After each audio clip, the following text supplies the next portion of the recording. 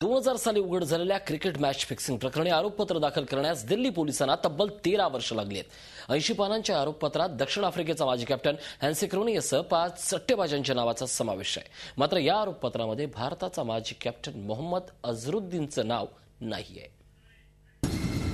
मार्च 2000 भारत विरुद्ध दक्षिण Africa.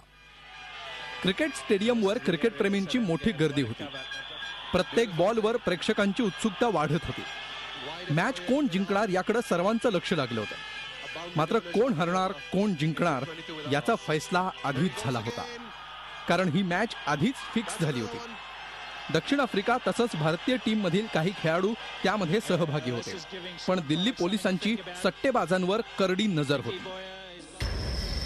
7 April 2000 Delhi पोलिसांनी आफ्रिकेचा कॅप्टन हॅन्सी क्रोनिये, हर्षल गिब्स, पीटर स्ट्रेडोम आणि निकी बोये यांच्यावर मॅच फिक्सिंगचा आरोप ठेवला। हॅन्सी क्रोनिये आणि सट्टेबाज संजय चावला यांच्यातलं दूरध्वनीवरचं संभाषण दिल्ली पोलिसांनी रेकॉर्ड केलं होतं। या घटनेमुळे क्रिकेट जगतात एकच खळबळ उडाली। सुरुवातीला हॅन्सी क्रोनियेनं या आरोपांचं खंडन केलं। 11 एप्रिल 2000 हॅन्सी क्रोनियेची कबुली, होय मी फिक्सिंग केलं। मात्र 11 एप्रिल 2000 ला हॅन्सी क्रोनियेला उपरती झाली आणि दक्षिण आफ्रिकेच्या क्रिकेट बोर्डाच्या चौकशी समितीसमोर क्रोनियेनं फिक्सिंगची कबुली दिली। मॅच फिक्सिंगसाठी क्रोनियेनं पैसे देऊ केल्याची कबुली हर्षल गिब्स, हेनरी विलियम्स आणि पीटर स्ट्रेडोम यांनी दिली। तसंच 1996 मध्ये मोहम्मद अझरुद्दीन यानं सट्टेबाजांशी आपली ओळख करून दिल्याचा गौप्यस्फोट क्रोनियेनं केला।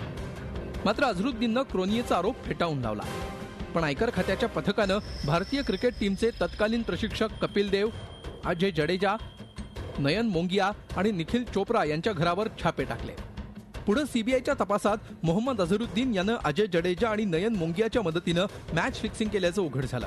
मात्र कपिल देव यांच्या विरोधात कोणताच पुरावा मिळाला नाही। फिक्सिंग प्रकरणी भारतीय क्रिकेट बोर्डानं अझरुद्दीन आणि अजय शर्मावर आजीवन बंदी घातली, तर अजय जडेजा, मनोज प्रभाकर आणि फिजिओथेरपिस्ट अली इराणी यांच्यावर 5 वर्षांची बंदी घातली। या प्रकरणात नयन मोंगियाला क्लीन चिट देण्यात आली। तिकडे दक्षिण आफ्रिकेच्या क्रिकेट बोर्डानं हॅन्सी क्रोनियेवर आजीवन बंदी घातली। 1 जून 2002 विमान अपघातात हॅन्सी क्रोनियेचा मृत्यू झाला। 2000 मध्ये उघड झालेल्या या मॅच फिक्सिंग प्रकरणी आरोपपत्र दाखल करण्यास दिल्ली पोलिसांना 13 वर्ष लागली।